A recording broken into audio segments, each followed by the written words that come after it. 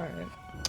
Apollo was the NASA program that resulted in American astronauts making a total of 11 space flights and walking on the moon. The first 4 flights tested the equipment used in the Apollo program. The Soviet Union launched the first human, Yuri Gagarin, into space on April 12, 1961. Within days of the Soviet achievement, President John F. Kennedy asked Vice President Lyndon Johnson to identify a space program which promises dramatic results in which we could win. A little over a month later, on May 25, 1961, Kennedy stood before a joint session of Congress and called for human exploration to the moon. The reason that the Apollo mission started was because of the space race, which began with both the launch of Sputnik 1 and the launch of the Soviet cosmonaut into space.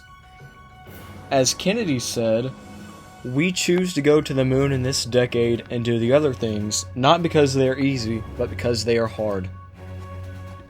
Another main reason for the Apollo missions was to establish superiority over the Soviet Union in space, and therefore make the United States look better in the Cold War. Preeminence in space for the United States, carrying out a program of scientific exploration of the moon and developing human capability to work in the lunar environment. Many are familiar with Apollo 11, the mission that landed humans on the moon for the first time, but there were 14 missions total during the Apollo program from 1961 to 1972. During a pre-flight test on January 27, 1967, for what was to be the first crewed Apollo mission, a fire claimed the lives of 3 U.S. astronauts, Gus Grissom, Ed White, and Roger Chaffee. After the disaster, the mission, which had been previously referred to as Apollo Saturn 204, or AS-204, was officially designated Apollo 1, which was the name for the mission the crew had intended to use. After Apollo 1, there was not an Apollo 2 or 3. Excuse me, ma'am, can you tell me about Apollo 2 and 3? No, Can you tell me about Apollo? Can you tell me about Apollo 2 and 3? What are they? Where did they happen? Now, what are they? It's not real.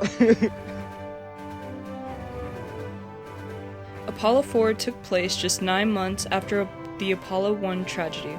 On November 9, 1967, the Apollo 4 mission lifted off, marking the first flight of the Saturn V launch vehicle. The uncrewed flight reached an altitude of 11,234 miles.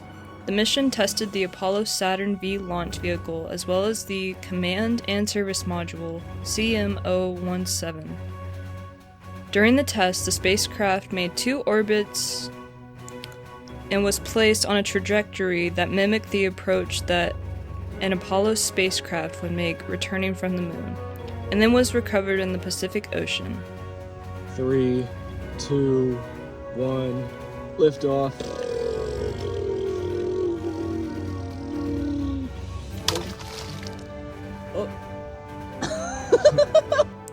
Apollo 4 lasted 8.5 hours, re-entering the atmosphere at 24,917 miles per hour. The flight qualified the heat shield for lunar flight and demonstrated the successful design of the Saturn V, the world's biggest rocket. The 4th Saturn IB launch vehicle, the Apollo 5 mission lifted off on January 22, 1968, from Cape Canaveral, Florida. Similar to Apollo 4 and 6, Apollo 5 was an uncrewed flight with the goal of testing key Apollo program technology. The primary mission objective for the Apollo 5 mission was to test the Apollo lunar module's LM ascent and descent propulsion systems in Earth orbit. The Apollo 6 mission, which took place on April 4, 1968, was the last uncrewed Apollo flight. The success of the mission allowed the next Apollo mission, Apollo 7, to be launched with a crew.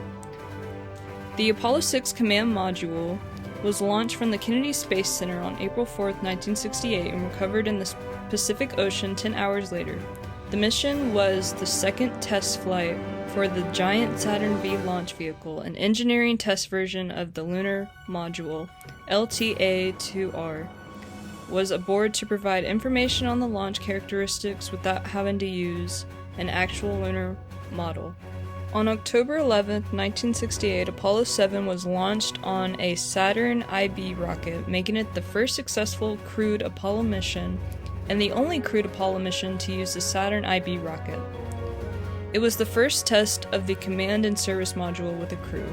The crew orbited Earth 163 times and spent 10 days and 20 hours in space. This mission was the first opportunity to test the first of the new Block 2 spacecraft in orbit. The only significant difficulty in the mission was the fact that all 3 astronauts developed severe head colds.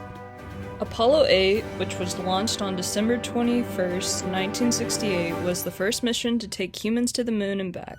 While the crew did not land on the moon's surface, the flight was an important prelude to a lunar landing, testing the flight trajectory and operations getting there and back. Also, the first pictures were taken by humans of the Earth from deep space and the first live TV coverage of the lunar surface.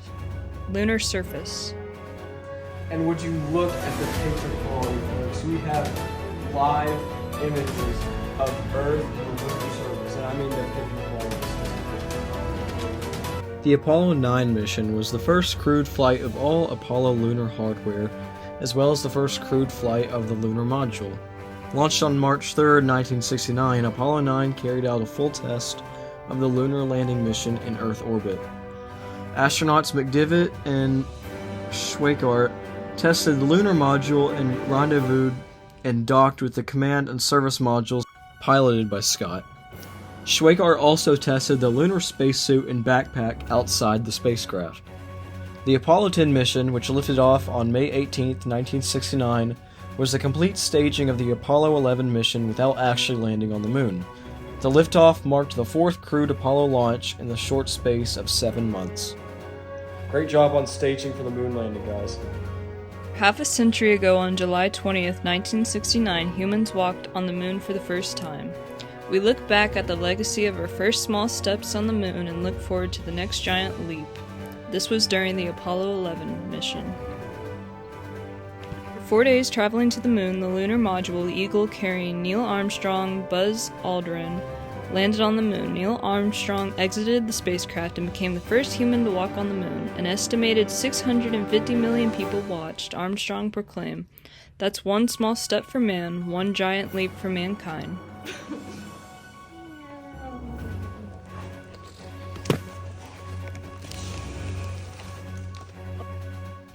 Michael Collins stayed aboard the command module Columbia, serving as communications link and photographing the lunar surface.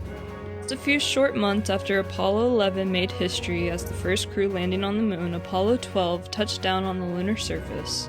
Pete Conrad, the commander of Apollo 12, exclaimed "Yippee" upon setting foot on the surface, properly capturing the excitement many felt about the successful return to the moon. Yippee! Yippee! Yippee! Yippee! So many rocks! So many moon rocks!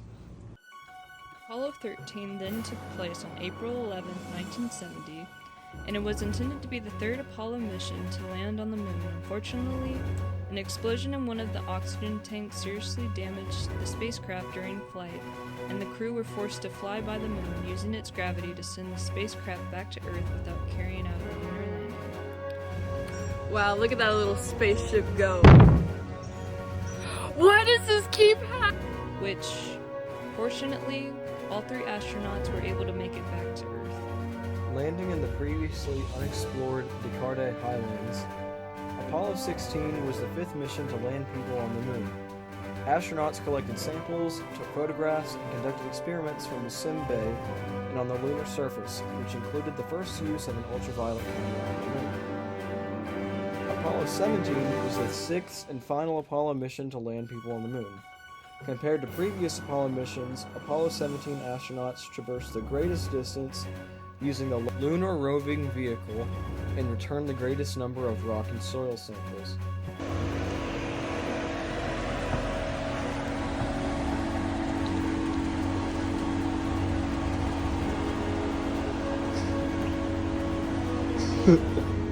I guess we're driving on the moon, guys. I guess you could say we're on a rocky road. The Apollo mission was a monumental moment in human history, landing the first human beings on the surface of the moon.